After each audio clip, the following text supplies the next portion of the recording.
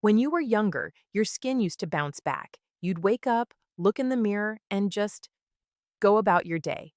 No lines to smooth over, no shadows to worry about, no wondering if today was the day people started noticing.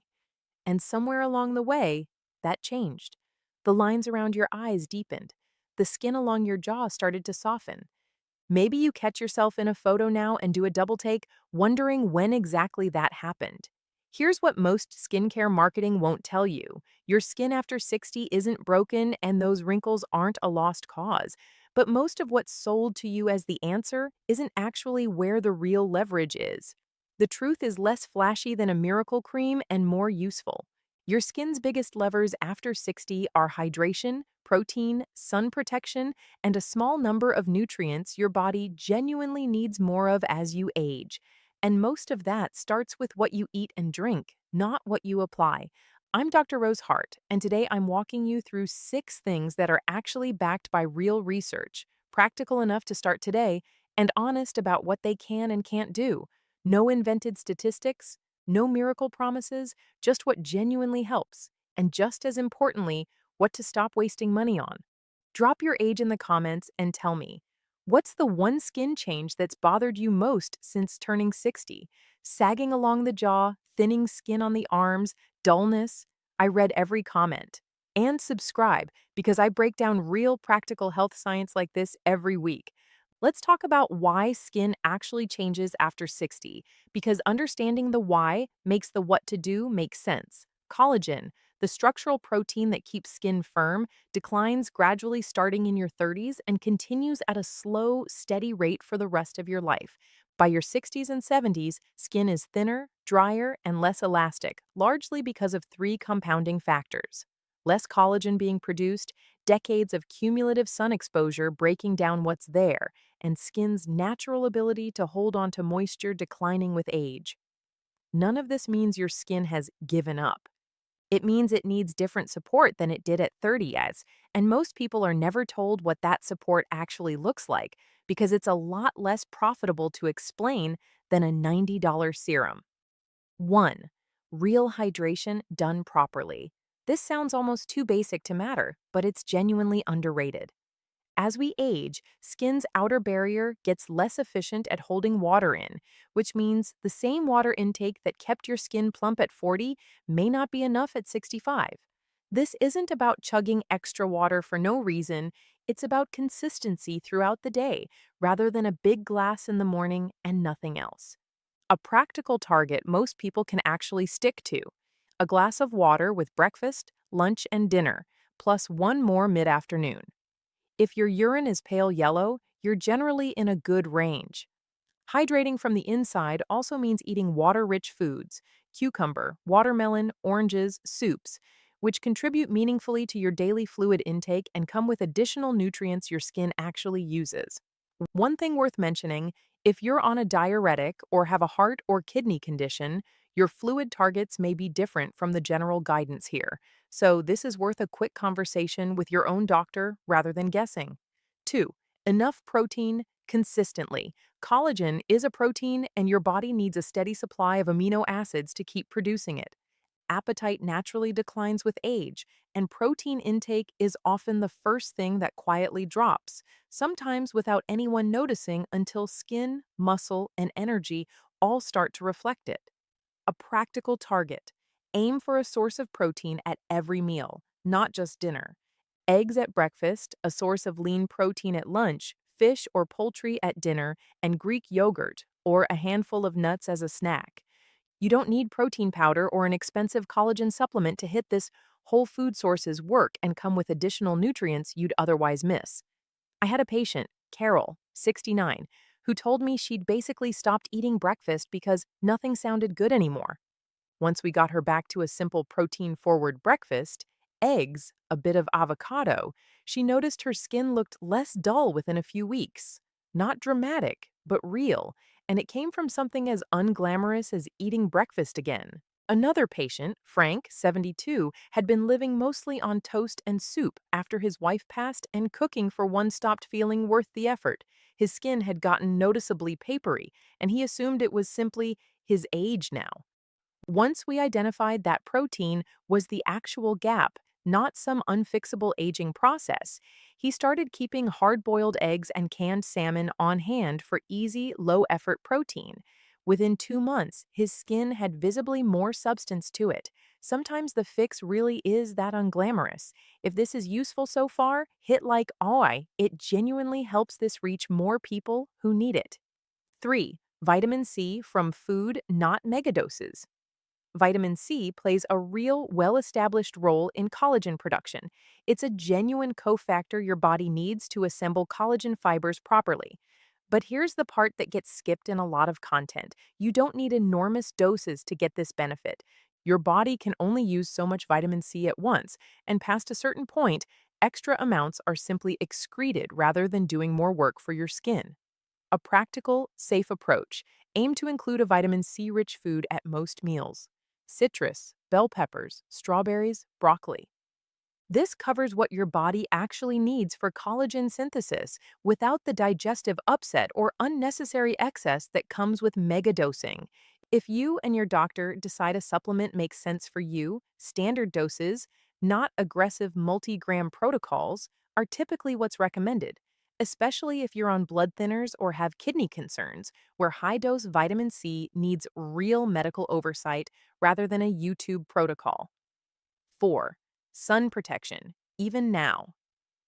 This is the one people are most likely to skip after 60, and it's genuinely one of the highest leverage habits available. A large share of visible skin aging, wrinkling, sagging, uneven tone comes from cumulative UV exposure, not just the passage of time itself. The encouraging part: protecting your skin now still measurably slows further visible damage, regardless of how much sun exposure came before. It's never too late for sunscreen to matter. Practical version: a daily broad spectrum SPF 30 or higher on your face, neck, and hands, the areas that get the most exposure and show aging fastest, applied every morning as part of your routine, rain or shine, even on cloudy days since UV still gets through cloud cover.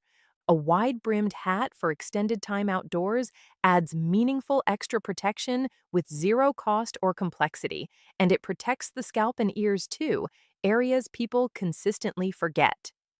5. Sleep and gentle mechanical care. Skin does real repair work while you sleep. Cell turnover and collagen remodeling both happen more actively overnight. Consistently poor sleep has been linked to slower skin repair and a more fatigued appearance, which most people notice but don't connect back to their sleep habits. If you've noticed your skin looks different after a genuinely bad night's sleep, that's not your imagination. On the mechanical side, harsh scrubbing, very hot water on the face, and skipping moisturizer all cause real avoidable damage to an already thinning skin barrier. A simple routine: gentle cleanser, a fragrance-free moisturizer applied to slightly damp skin, and lukewarm rather than hot water, does more for comfort and appearance than most expensive routines. And it's something you can start tonight without buying a single new product if you already have a basic moisturizer at home. 6. Don't underestimate alcohol and sugar. This one gets left out of most skincare content because it's less fun to talk about than a new serum, but the evidence here is solid. Alcohol dehydrates skin directly and, with regular heavy use, has been linked to broken capillaries and a duller overall complexion. Excess sugar contributes to a process called glycation, where sugar molecules bind to collagen and make it stiffer and less resilient over time, essentially making your collagen less able to do its job even if you're producing enough of it. I'm not telling you to eliminate either one entirely. That's not realistic and it's not necessary. But if you're doing everything else right and still not seeing the changes you'd expect, a nightly glass of wine and a sweet dessert every evening is worth an honest look. Small, consistent reductions here tend to show up in skin appearance faster than almost any other change on this list, often within a matter of weeks. Building this into an actual routine, not just a list.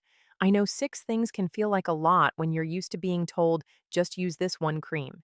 Here's how I'd suggest building it in gradually rather than overhauling everything at once, because sustainable change beats a dramatic week 1 effort that fades by week 3. Start with sunscreen and water.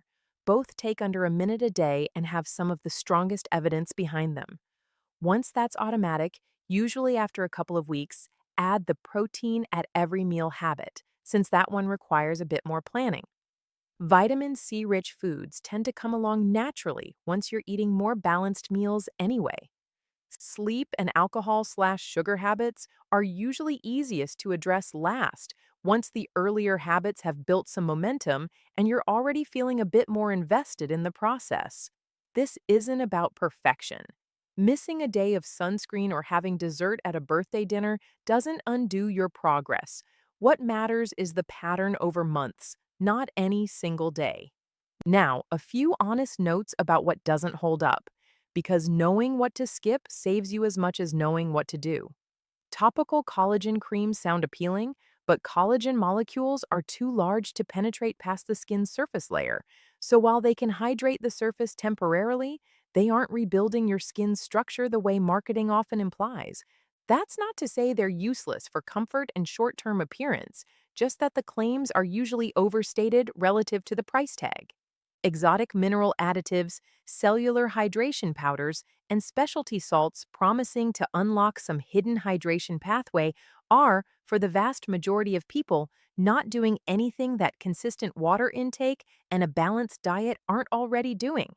And for anyone managing blood pressure, added sodium of any kind deserves caution, not enthusiasm.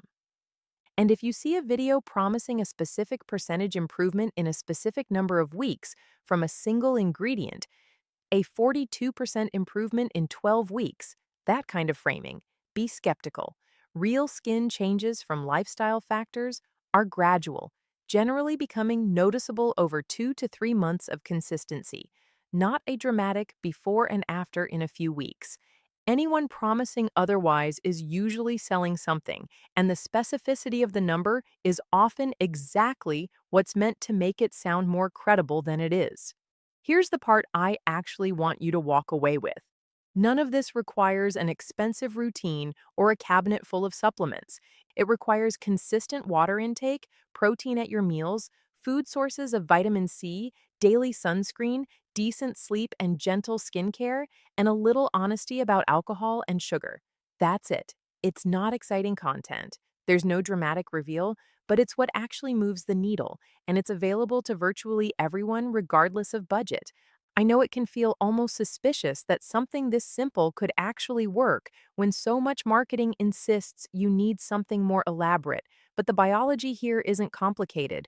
Your skin is a living tissue that responds to the same basic inputs your whole body does: enough water, enough protein, protection from damage, and enough rest to repair itself. The industry built around aging skin thrives on making this feel more mysterious and more expensive than it actually is. You deserve to feel good in your skin, and you deserve accurate information to get there, not inflated promises that leave you disappointed and back at square one 3 months later, having spent money you didn't need to spend. Before you go, comment your age and which of these six you're most likely to start with today. I read every comment. And if this helped you cut through the noise, share it with someone who's been chasing an expensive fix when a simpler, real one was available the whole time. Thanks for watching. Subscribe for more honest, practical health information for life after 60. I'm Dr. Rose Hart. Stay strong, stay healthy. I'll see you in the next one.